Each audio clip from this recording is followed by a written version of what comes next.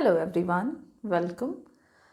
Last class में हम लोगों ने डिमांड शेड्यूल डिस्कस किया था, जिसमें हम लोगों ने देखा था कि जब हम किसी भी कमोडिटी के डिमांड को टैबुलर फॉर्म में एक्सप्रेस करेंगे तो उसे हम डिमांड शेड्यूल कहेंगे। डिमांड शेड्यूल के दो कॉन्सेप्ट्स थे, individual demand schedule and market demand schedule, जिसको हम लोगों ने बनाया था हमारे लास्ट क्लास में। और हम लोगों ने देखा था कि जब हम इंडिविजुअल डिमांड को टेबल के फॉर्म में दिखाते हैं तो वो इंडिविजुअल डिमांड शेड्यूल कहलाता है, और मार्केट डिमांड के केस में भी सेम था कि मार्केट डिमांड को टेबल के फॉर्म में दिखाया तो वो बन गया मार्केट डिमांड शेड्यूल।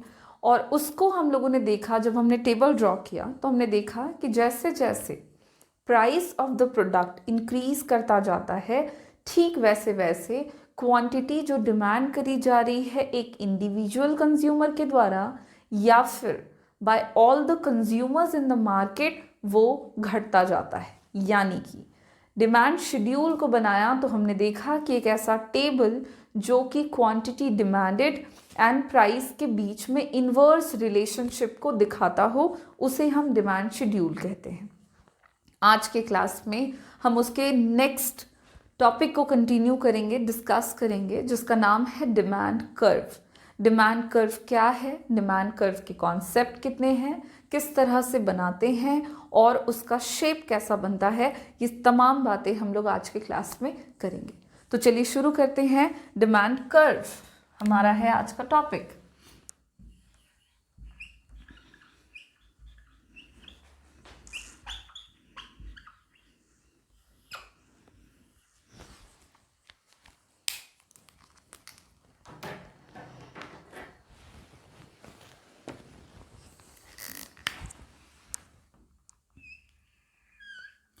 देखिए, जैसा कि हमने डिमांड शेड्यूल में बनाया था और डिमांड शेड्यूल को हमने सिंपल फॉर्म में बिल्कुल डिफाइन किया था, डिमांड कर्व को भी ठीक उसी तरह से हम डिफाइन करेंगे। और डिमांड कर्व को डिफाइन करते हुए हम क्या कहेंगे, तो मैंने आपको बताया था लास्ट क्लास में कि किसी भी पर्टिकुलर कॉन्सेप्ट को हम तीन फॉर्म में एक्सप्रेस करते हैं। एक तो टेक्सचुअल फॉर्म, जिसमें हम मीनिंग या डेफिनेशन देखते हैं। दूसरा था टैबुलर फॉर्म, जिसमें हम शेड्यूल बनाते हैं। और तीसरा है ग्राफिकल फॉर्म, जिसमें हम ग्राफ बनाते हैं, डायग्राम्स बनाते हैं। तो डिमांड कर्व जो है, इसको हम डिफाइन कर सकते हैं, it is a graphical representation. Demand curve एक तरह का ग्राफिकल रिप्रेजेंटेशन है, जो कि it is a graphical representation जो कि क्या दिखाता है, तो जब हम किसी भी पर्टिकुलर कमोडिटी के डिमांड शेड्यूल को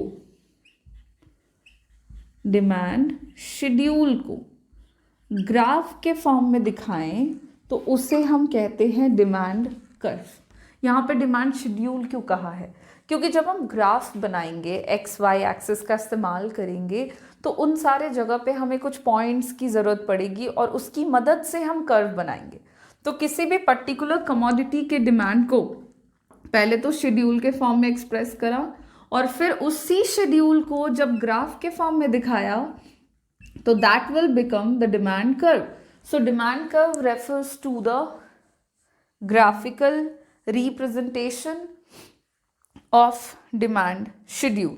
ठीक है, अब यहाँ पे डिमांड शेड्यूल डिमांड कर्व जो हम बनाएंगे तो उसके भी हमें दो कॉन्सेप्ट जानने होंगे। डिमांड कर्व के भी दो मेन कॉन्सेप्ट हो जाएंगे, जैसा कि अब तक हम देखते आ रहे हैं। डिमांड शेड्यूल या डिमांड फंक्शन के केस में सबसे पहला क्या हो जाएगा, तो इंडिविजुअल डिमांड कर्व।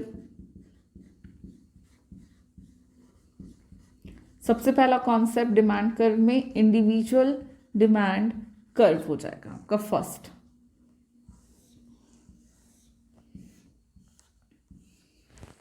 और सेकंड हो जाएगा आपका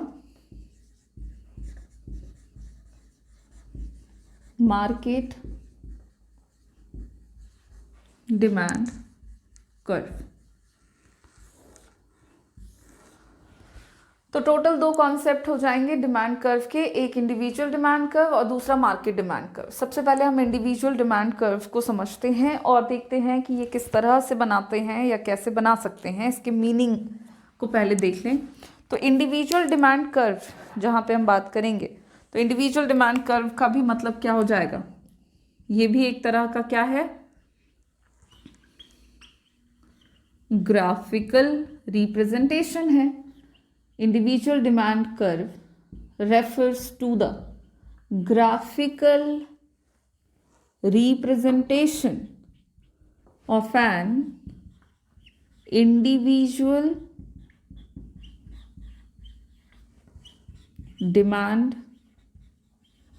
schedule। इंडिविजुअल डिमांड शेड्यूल को जब हम ग्राफिकली एक्सप्रेस करेंगे तो वो बन जाएगा इंडिविजुअल डिमांड कर्व। तो चलिए इसको बना के देखें। और इससे पहले कि इंडिविजुअल डिमांड कर्व बनाएं, आप लोग सबसे पहले तो हम लोग एक शेड्यूल बना लेते हैं, क्योंकि इंडिविजुअल डिमांड शेड्यूल की ज़रूरत पड़ेगी। शेड्यूल हम लोग बिल्कुल सिंपली ऐसा बना लें जो कि इनवर्स रिलेशनशिप को दिखाता हुआ हो between the price and quantity demanded. या शेड्यूल इधर बनाते हैं, प्राइस ले लेते हैं और क्वांटिटी डिमांडेड ले लेते हैं एक इंडिविजुअल कंज्यूमर के द्वारा यूनिट्स में। अब प्राइस सपोज 5 रुपीज़ है, क्वांटिटी डिमांडेड 50 रुपीज़ है। प्राइस बढ़ करके हो गया 10 rupees per unit, quantity demanded घट के हो गया 40 यूनिट्स। प्राइस बढ़ करके हो गया 15 rupees per unit, quantity demanded 40 से घट के हो गया 30 यूनिट्स। और जब प्राइस बढ़ के हुआ 15 से 20 रुपीज़ पर यूनिट, तो क्वांटिटी डिमांडेड जो है वो घट करके हो गया आपका 30 से 20 यूनिट्स। अब आप देखो यहाँ पे कि ये एक शेड्यूल हमने ड्रॉ कर लिया है जो कि इनवर्स रिलेशनशिप को दिखा रहा है between the price and quantity demanded of an individual consumer. अब इन वैल्यूज़ को हम ग्राफ में प्लॉट करेंगे। ग्राफ में प्लॉट करने के लिए सबसे पहले तो हम एक एक्सिस तैयार कर लेंगे जिसमें हम इंडिविजुअल डिमांड को दिखा रहे हैं,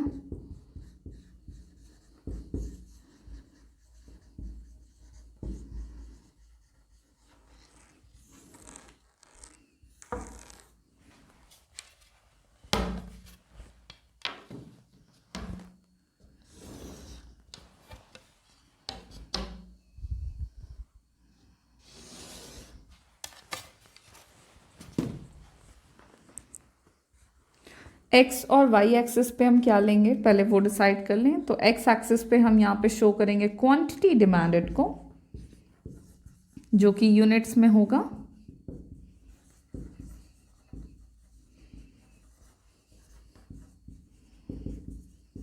और वाई एक्सिस पे हम ले लेंगे प्राइस ऑफ द प्रोडक्ट को, जो कि रुपीज़ में है। अकॉर्डिंग टू द टेबल हम स्केलिंग कर लेते हैं। प्राइस को 5-5 के गैप में हम ले लेते हैं, 5, 10, 15, 20।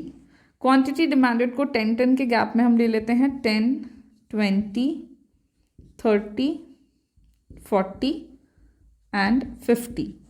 अब क्या करेंगे, तो अब बनाना शुरू करेंगे हम डिमांड कर्व को। कैसे बनाएंगे डिमांड कर्व, तो हम कॉमन पॉइंट्स निकालते जाएंगे क्वांटिटी डिमांडेड और प्राइस के बीच में, जो भी शेड्यूल में है हमारा। तो शेड्यूल में नज़र आ रहा है कि प्राइस जो है वो कैसा है, तो प्राइस आपको दिख रहा है जब 5 है, 5 रुपीज़ है पर यूनिट, तो क्वांटिटी डिमांडेड है 50। तो प्राइस है जब 5 rupees per unit, quantity demanded है 50, दोनों का कॉमन पॉइंट यहाँ पे रहा। ठीक, फिर जब प्राइस बढ़ करके हो गया 10, क्वांटिटी डिमांडेड घट के हो गया 40 हो गया क्वांटिटी डिमांडेड, जब प्राइस बढ़ करके हो गया 10, कॉमन पॉइंट यहाँ पे रहा। ठीक, उसके बाद जब प्राइस एक बार फिर बढ़ा, क्वांटिटी डिमांडेड एक बार फिर घट गया, घट के हो गया 30 और प्राइस बढ़ करके हो गया है 15, दोनों का कॉमन पॉइंट यहाँ पे मिला। ओके, फिर प्राइस हुआ है 20 rupees per unit, quantity demanded आपका घट करके हो गया है यूनिट्स। अब देखो हमें सारे डॉट्स मिल चुके हैं, कॉमन डॉट्स, जो कि डिमांड कर्व को बनाने के लिए हमें हेल्प मिला, जिससे अब क्या करो, ये आपको देने की ज़रूरत नहीं है, ये हमने यहाँ पे इसलिए लिया था ताकि हम बिल्कुल सही तरीके से पॉइंट्स को एक्सेस लोकेट कर सकें। पॉइंट हमें सारा मिल चुका है। अब क्या करना है आपको कि सिंपली इन सारे पॉइंट्स को मिला देना है।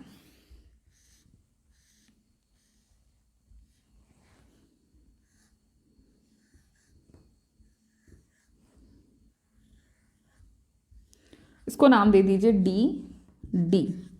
Now what is D D? तो आप देखो यहाँ पे डी डी जो है वो individual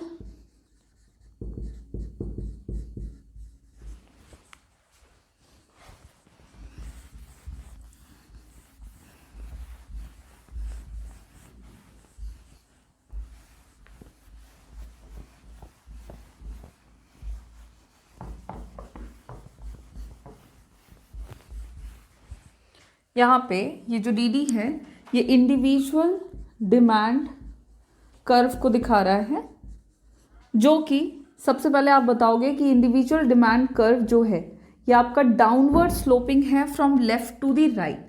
so it is downward sloping. सबसे पहले तो आप इसका शेप बता दो, तो ये डाउनवर्ड स्लोपिंग है, देखो नीचे की तरफ दिख रहा है, left to the right. Downward sloping ये क्यों आ रहा है? क्योंकि हम देख पा रहे हैं कि क्वांटिटी डिमांडेड जो है वो जैसे जैसे घटता है, जब प्राइस ऑफ द प्रोडक्ट बढ़ता है, या यूं कहो कि प्राइस बढ़ता है, तो क्वांटिटी ऑफ द डिमांड जो है, क्वांटिटी ऑफ द कमोडिटी जो है, जो डिमांड किया जा रहा है, वो घटता है। यानी कि डाउनवर्ड स्लोपिंग आने के पीछे का रीजन है कि ये इनवर्स रिलेशनशिप को दिखा रहा है बिटवीन। डाउनवर्ड स्लोपिंग का मतलब है कि इनवर्स रिलेशनशिप को दिखाता है between the price and individual demand, जिसकी वजह से इंडिविजुअल डिमांड कर्व आपका डाउनवर्ड स्लोपिंग आता है from left to the right. तो ये हो गया आपका क्या? Individual demand curve. इसको आपको याद रखना है कि ये आपका डाउनवर्ड स्लोपिंग आएगा, जो कि इनवर्स रिलेशनशिप को दिखा रहा है between the price and an individual demand. ठीक इसी तरह से अब हम लोग क्या करेंगे, मार्केट डिमांड को ड्रॉ कर लेंगे। मार्केट डिमांड को जब हम ड्रॉ करेंगे तो उससे पहले इंडिविजुअल डिमांड कर्व की तरह मार्केट डिमांड कर्व के भी मीनिंग को डिस्कस कर लेते हैं। सबसे पहले तो सेकंड कॉन्सेप्ट हो गया आपका क्या? Market demand curve.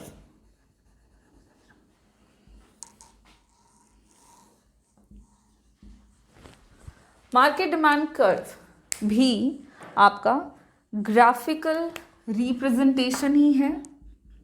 It is also a graphical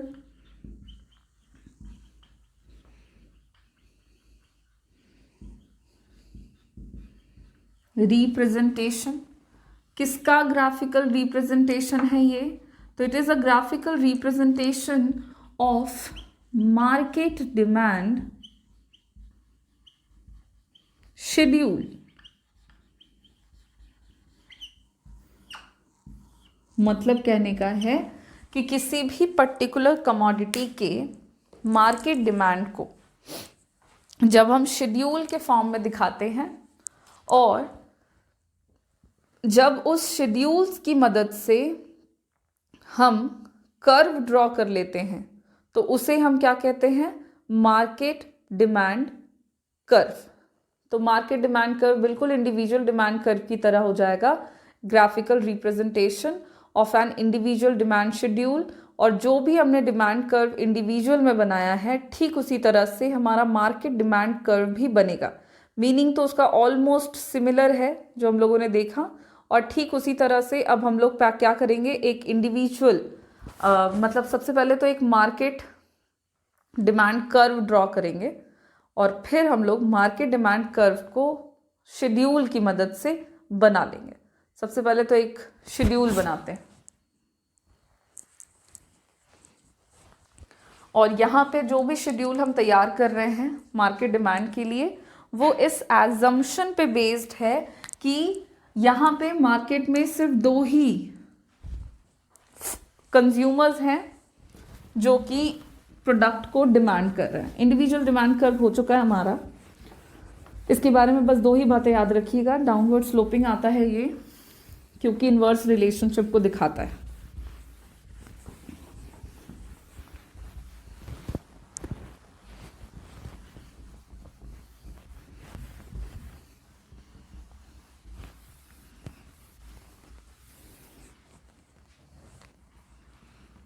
सबसे पहले ले लो price of the product rupees में, उसके बाद हम ले लेते हैं क्वांटिटी,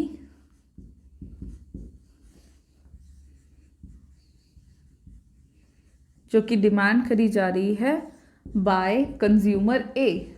दूसरी तरफ हम ले लेंगे वो क्वांटिटी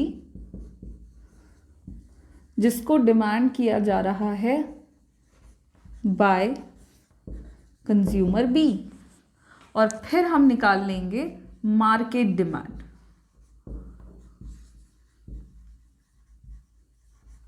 और मार्केट डिमांड निकाल लेंगे हम ए प्लस बी करके। ठीक है, मतलब कहने का है कि दोनों कंज्यूमर्स के द्वारा जितनी भी क्वांटिटी डिमांड करी जाएगी उन दोनों क्वांटिटी को ऐड कर देंगे तो मार्केट डिमांड निकल आएगा। यानी कि मार्केट डिमांड को निकालने के लिए क्या करेंगे, जितने भी कंज्यूमर्स होंगे एक पर्टिकुलर प्रोडक्ट के, उनके द्वारा जितनी भी क्वांटिटी डिमांड करी जाएगी उसको हम ऐड कर देंगे और मार्केट डिमांड को निकाल लेंगे।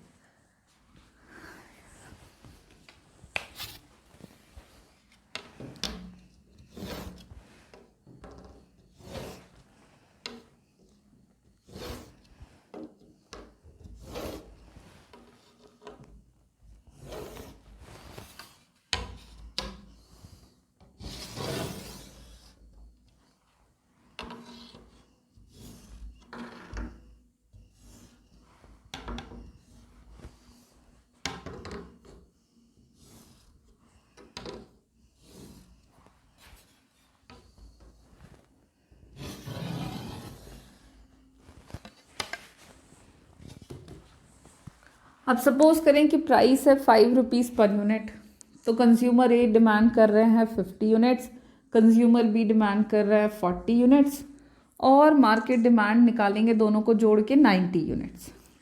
फिर प्राइस बढ़ करके हो गया 10 रुपीज़ पर यूनिट, तो कंज्यूमर ए ने डिमांड करा 35 यूनिट्स, कंज्यूमर बी ने डिमांड किया 25 यूनिट्स, दोनों को जोड़ देंगे तो निकल जाएगा market demand, that is 60 units. फिर प्राइस बढ़ के हो गया 15 रुपीज़ पर यूनिट, तो कंज्यूमर ए ने डिमांड घटा दिया, डिमांड घटा के इन्होंने कर दिया 15 यूनिट्स, और कंज्यूमर बी ने डिमांड को घटा के कर दिया 10 यूनिट्स, तो दोनों को जोड़कर निकल जाएगा market demand, that is 25 units. और एक बार फिर से जब प्राइस बढ़ा मार्केट में, तो कंज्यूमर ए ने अपना डिमांड घटाया, कंज्यूमर बी ने भी डिमांड घटा दिया, और दोनों को जोड़ के जब मार्केट डिमांड निकला तो वो भी दिखाई पड़ा कि वो भी घट चुका है। अब इन दोनों की मदद से हम बना लेंगे मार्केट डिमांड कर्व को। अब मार्केट डिमांड कर्व को बनाने के लिए सबसे पहले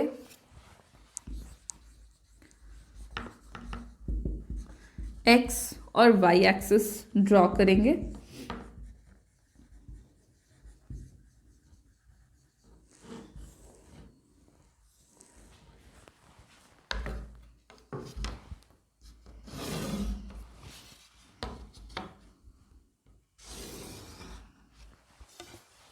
और यहाँ पे आप ध्यान दोगे, कंफ्यूज नहीं होना है कि मार्केट डिमांड निकालने के लिए क्या करना है कि जितने भी शेड्यूल में आपको दिख रहे हैं टर्म, या जैसे कि quantity demanded by consumer A B, ये सब आपको प्लॉट नहीं करना, आपको सिर्फ प्राइस और मार्केट डिमांड का काम है, बस उतना ही प्लॉट करेंगे। प्राइस को ले लेते हैं वाई एक्सिस पर, और क्वांटिटी डिमांडेड जिसको हम लिखेंगे मार्केट डिमांड, हम इसे ले लेंगे एक्स एक्सिस पर।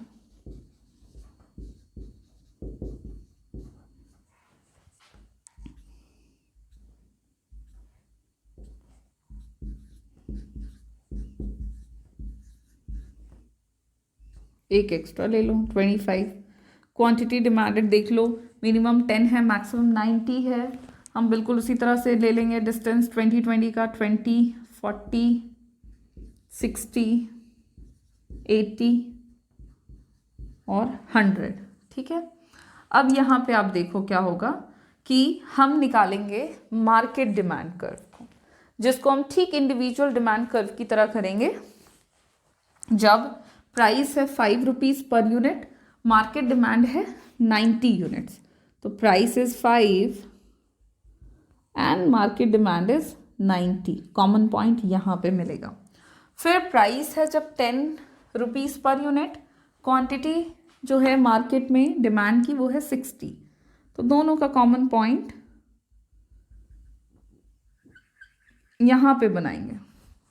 अगेन प्राइस बढ़ के 10 से हुआ 15 रुपीज़ पर यूनिट, तो मार्केट डिमांड हो गया 25 यूनिट्स, ये हो गया 30 और इसके बीच का हो गया 25, यहाँ पे होगा कॉमन पॉइंट। एंड देन जब प्राइस बढ़ के हुआ 20 rupees per unit, then quantity demanded आपका घट करके हो गया है 10 यूनिट्स। अब क्या करना है आपको कि ये जो आपको डॉट्स बनाने, ये आप स्केल से बनाओगे तो आपको ये डॉट देने की ज़रूरत नहीं पड़ेगी। और जब हम इन सारे डॉट्स को ज़रा क्लियर कर दें और जितने भी डॉट्स हमने बनाए हैं इनको आप मिला दो, तो यहाँ पे हम एक कर्व मिल गया है जिसको नाम दे देते हैं DD। एक कर्व मिलाया है जिसको नाम दे दिया है DD। ये DD क्या है इस कर्व में, तो ये आपको दिखा रहा है मार्केट डिमांड कर्व को। DD को आप यहाँ पे डिफाइन कर दो। देखो ग्राफ को कैसे डिफाइन करना, आप डिफाइन करोगे in this figure. X axis पे क्या लिया, वाई एक्सिस पे क्या लिया, DD जो है वो क्या है। सबसे पहले इंट्रोडक्शन दे दीजिए कि ग्राफ में आपको क्या क्या नजर आ रहा है। तो यहाँ पे जो हम DD दिखा रहे हैं वो हमने मार्केट डिमांड कर्व को दिखाने के लिए बनाया है। So it is our market demand curve, जो कि किस शेप का है, जो कि अगेन डाउनवर्ड स्लोपिंग है। किस तरह से डाउनवर्ड स्लोपिंग है ये, तो ये डाउनवर्ड स्लोपिंग है from left to the right. Downward sloping क्यों है, क्योंकि ये इनवर्स रिलेशनशिप को दिखा रहा है।